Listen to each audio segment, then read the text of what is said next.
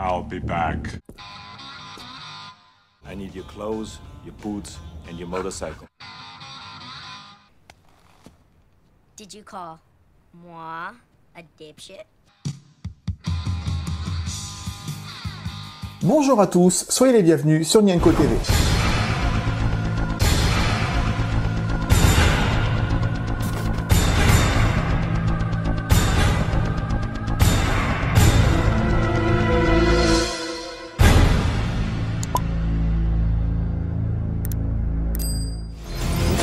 You're strong, Sarah. Stronger than you ever thought you could be. The future is not set. You cannot risk yourself even for me. Do you understand? You're too important.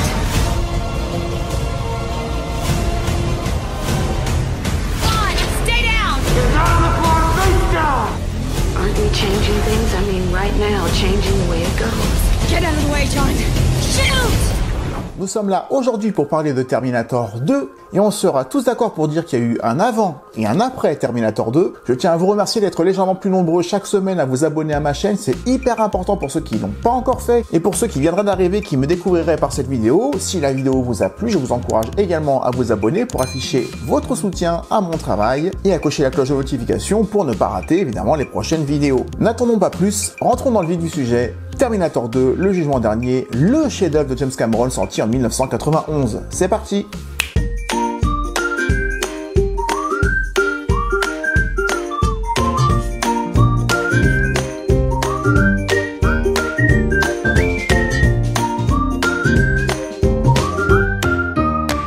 Terminator fut un succès commercial modéré, mais important, compte tenu du budget initial du film, et qui sera devenu un phénomène mondial avec un bouche à oreille très favorable et l'exploitation historique des VHS. Mais plus important encore, le film aura lancé la carrière d'Arnold Schwarzenegger, propulsé au rang de star internationale et enchaînant les films dès l'année suivante avec Commando, John, I'm not gonna shoot you between the eyes. I'm gonna shoot you between the balls. Predator en 1987 ou encore Total Recall en 1990. Et contrairement à son rival Sylvester Stallone, l'acteur aura même rencontré le succès à travers la comédie avec l'excellent Twins en 1988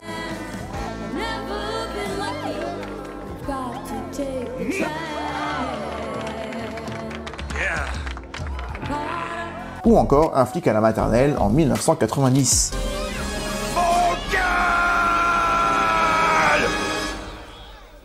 Quant à James Cameron, il s'est à nouveau distingué avec Aliens le Retour, une suite particulièrement osée au chef-d'œuvre de Ridley Scott, risquant le contre-pied parfait en passant d'un film de science-fiction horrifique à un film de science-fiction orienté action et suspense. Mais le réalisateur rencontrera également son premier échec commercial avec Abyss en 1989, pourtant salué très favorablement par la critique, les effets visuels notamment, innovants à l'époque, présentant pour la première fois des effets spéciaux sur des liquides.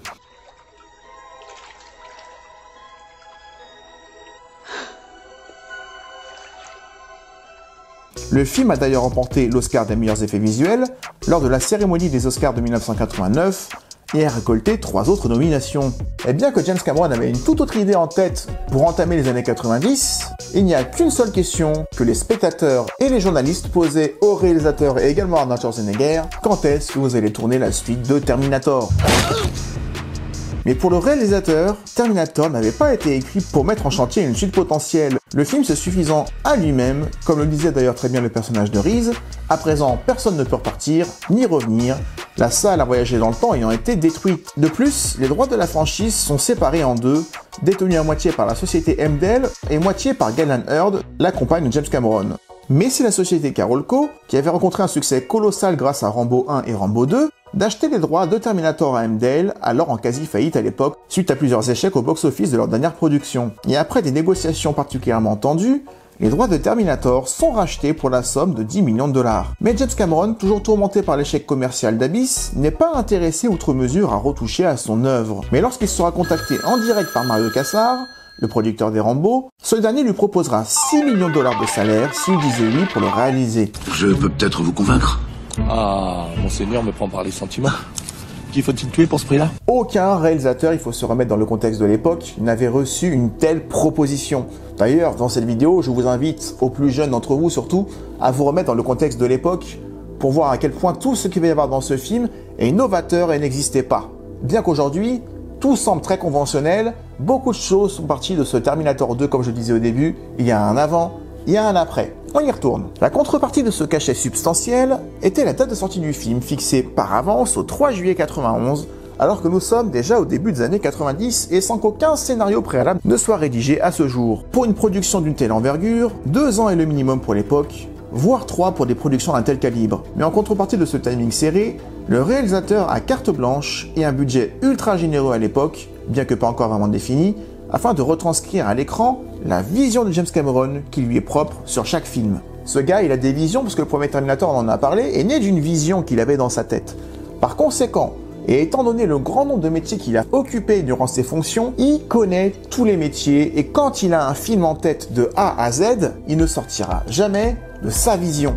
Et si les autres acteurs et aussi l'équipe technique tout ne partagent pas sa vision, il devient très vite imbuvable et très exigeant sur les plateaux. La preuve, c'est que mis à part True Lies, qui est une exception dont on parlera peut-être un jour, que ce soit Terminator, Alien 2, Abyss ou même Titanic, James Cameron a son scénario qu'il écrit lui-même et il a des idées très précises, des endroits qu'il veut tourner, des effets qu'il veut obtenir. C'est pas un réalisateur de commande où il va arriver sur un plateau par rapport à un film qu'il n'a pas écrit ni préparé.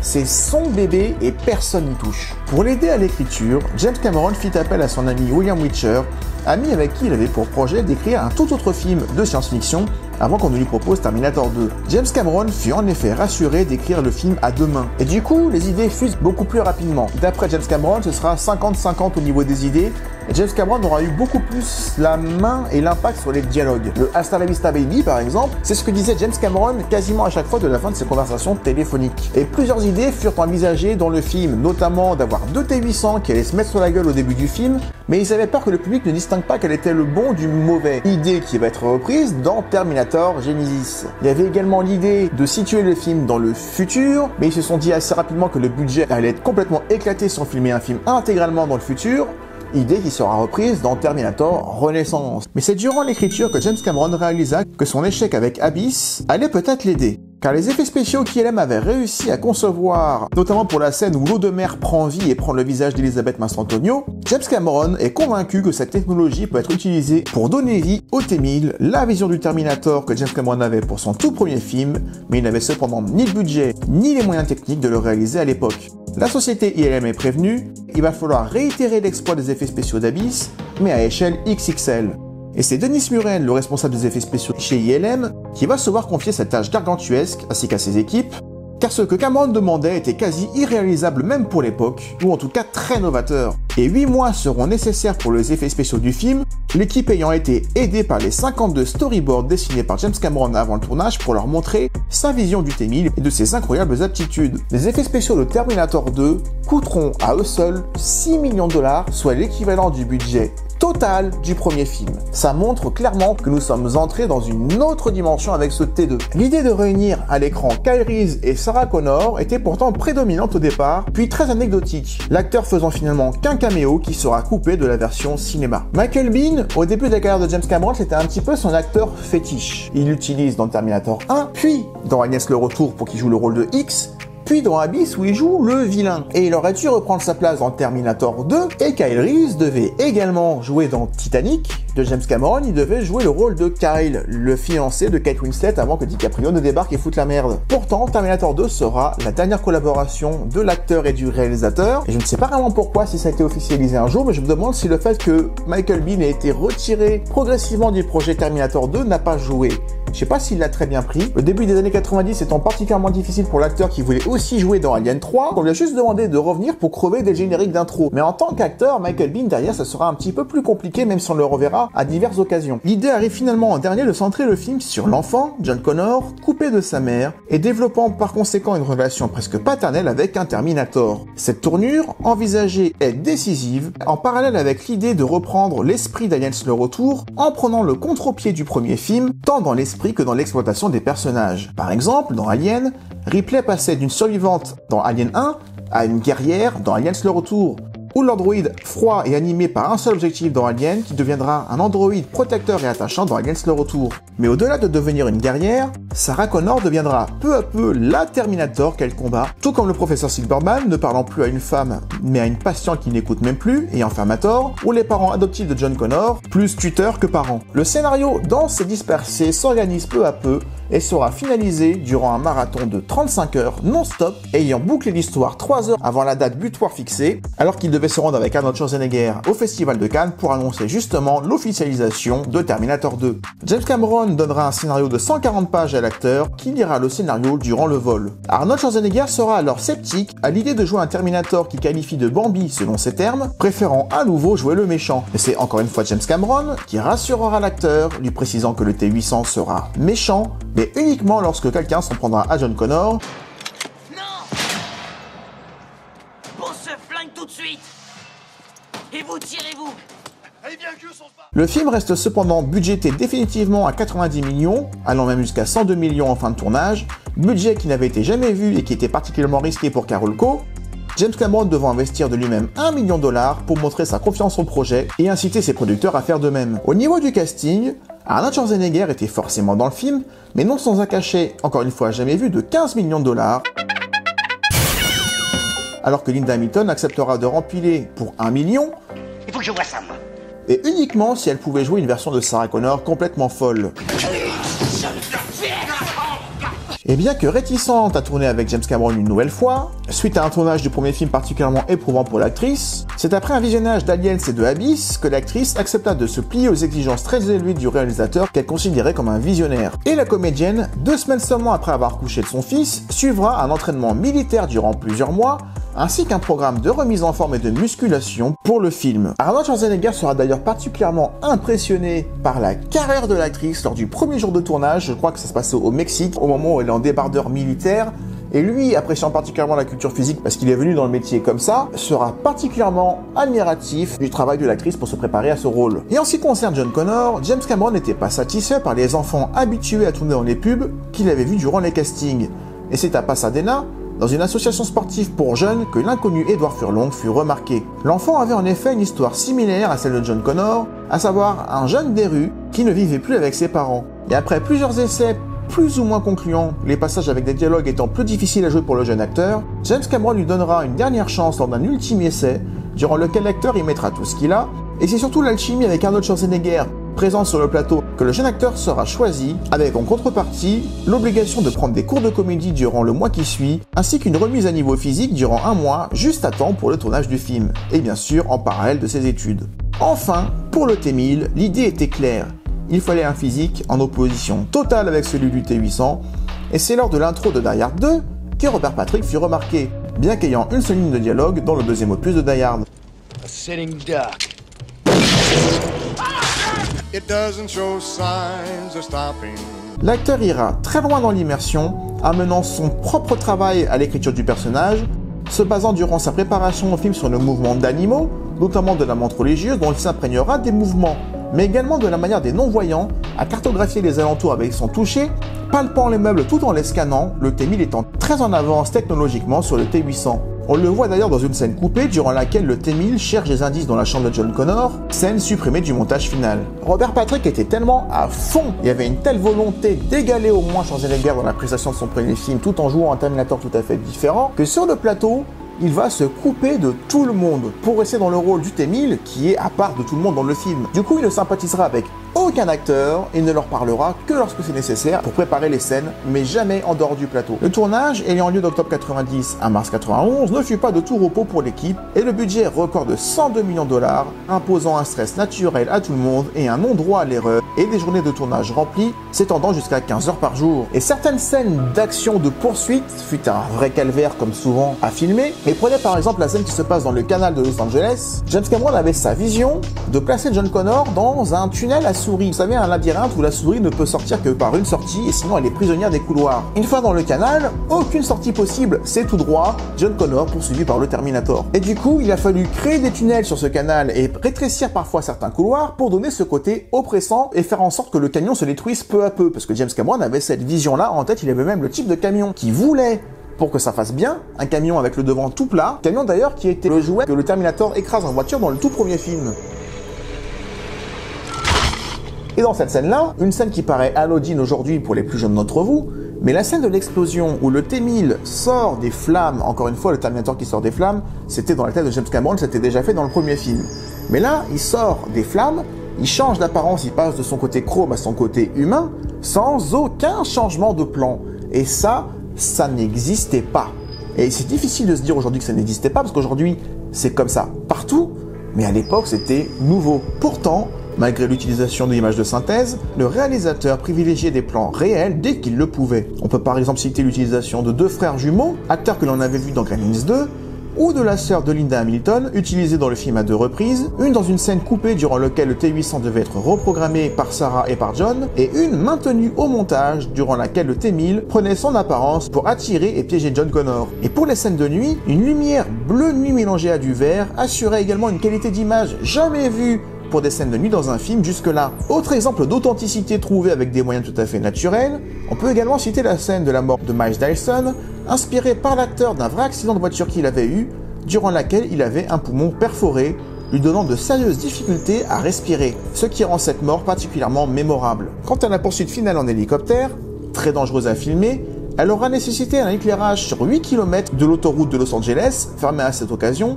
avec un faux hélicoptère accroché à une remorque. Et 2 problèmes supplémentaires se sont ajoutés durant le tournage. Edward Furlong, adolescent, va voir sa pousse brutale d'adolescence arriver en plein milieu du tournage, l'acteur prenant limite 1 cm par jour, j'exagère un petit peu mais c'était ça dans l'idée, ce qui fait qu'il a fallu le stabiliser à l'image pour qu'il ait toujours l'air d'avoir la même taille. Et sa voix, il a beaucoup mué pendant le film, ce qui va l'obliger à redoubler ses dialogues qu'il avait tournés au début, le problème quand tu engages les adolescents. Et l'autre problème restait la scène de fin. La scène de fin devait vraiment boucler la boucle pour qu'il n'y ait pas un Terminator 3. Oh, bravo. Sarah Connor devait être âgée dans une scène qui a été coupée mais tournée et devait regarder son fils adulte jouer avec son petit-fils ou petite-fille, je ne sais plus. Ainsi, pas de jugement dernier, pas de Terminator 3 possible. Oh, bravo.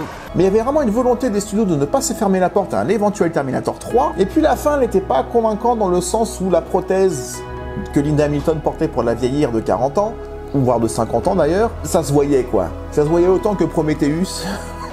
Non, je ne vais pas parler de Prometheus. Mais du coup, James Cameron dut trouver une autre fin en ayant vraiment tout tourné, sans possibilité de retourner encore parce qu'il n'y avait plus d'argent. Il a repris au niveau de son montage ce plan de la ligne d'autoroute qui avait été utilisé pour se rendre à Cyberdyne à la fin du film, avec l'idée que finalement, que l'avenir était une autoroute ouverte. Pas cher à faire, avec juste la voix de Linda Hamilton en off. Afin de sortir le film dans les temps, le 3 juillet 91, 3 monteurs ont travaillé sur l'assemblage de ce film hors norme, en parallèle du tournage, tout comme l'équipe d'ILM qui avait pris en charge les effets spéciaux en parallèle et non à la fin, afin de ne pas subir les délais de post-production habituels. Et c'est sans surprise que l'accueil public et critique sont phénoménaux, et c'est un record au box-office mondial avec plus de 500 millions de dollars de recettes mondiales, un record pour l'époque, record que James Cameron battra par 2 fois, avec bien sûr Titanic et également Avatar. Que dire au final de ce qui n'a pas déjà été dit par d'autres? Mis à part que Terminator 2 est un film d'action, là où le premier était un film d'horreur, mais ce n'est pas qu'un film d'action, c'est un film qui parle énormément de ses personnages, dont la plupart sont eux les véritables machines. Les personnages sont donc très bien écrits, très attachants, on est très attaché du coup à cette famille, Sarah Connor, le Terminator et John. On ressent une nouvelle fois l'oppression du T-1000 avec cette impression qu'ils n'y arriveront pas, le T-1000 étant technologiquement super en avance et il fait peur.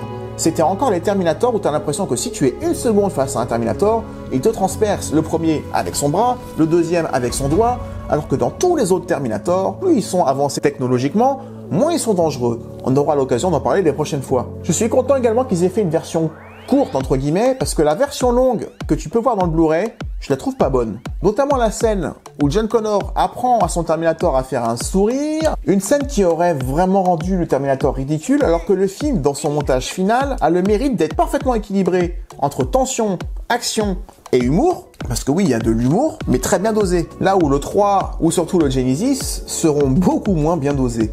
It is nice to meet you. Et la version longue, surtout, a tendance en fin de film à affaiblir le T-1000, à lui donner des faiblesses. Parce qu'une fois qu'il s'est explosé et cryogénisé, qu'il se reforme, dans le montage de la version longue que tu peux trouver dans le Blu-ray, le T-1000 a quelques petits soucis techniques. Notamment quand il touche la barrière, sa main reste collée à la barrière parce qu'il n'arrive plus tellement à maintenir sa forme en l'état.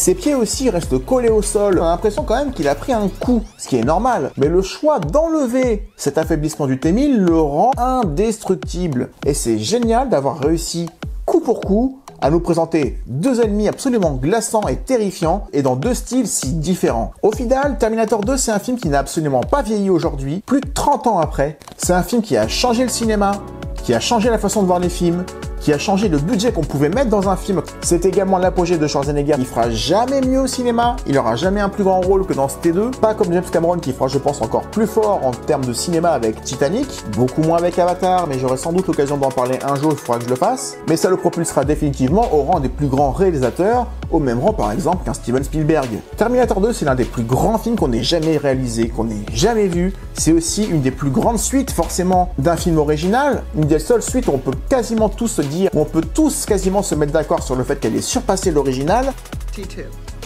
You've got a hard on for Cameron. Même si l'original se démarque par bien d'autres points dont on a parlé la dernière fois, et je trouve que le parallélisme de T2 avec Alien 2, deux films de James Cameron, deux suites que Cameron aura réussi à se faire démarquer de l'original très profondément, et je trouve qu'encore une fois le parallélisme avec Alien 2 est super intéressant, que James Cameron restera à vie pour moi le réalisateur qui aura réussi par deux fois à faire une suite au moins aussi bien que le premier, en se démarquant avec des ingrédients différents. Franchement, respect l'artiste. Je vous remercie beaucoup d'avoir regardé la vidéo jusqu'au bout. Merci encore une fois de vous abonner à la chaîne si ce n'est pas déjà fait et que vous avez apprécié la vidéo, de mettre des likes et des commentaires. Il faut faire vivre cette vidéo pour qu'elle puisse avoir un petit peu de visibilité sur YouTube. Je vous en remercie par avance. Et en attendant la prochaine vidéo, comme je le dis à chaque fois, prenez soin de vous. Ciao.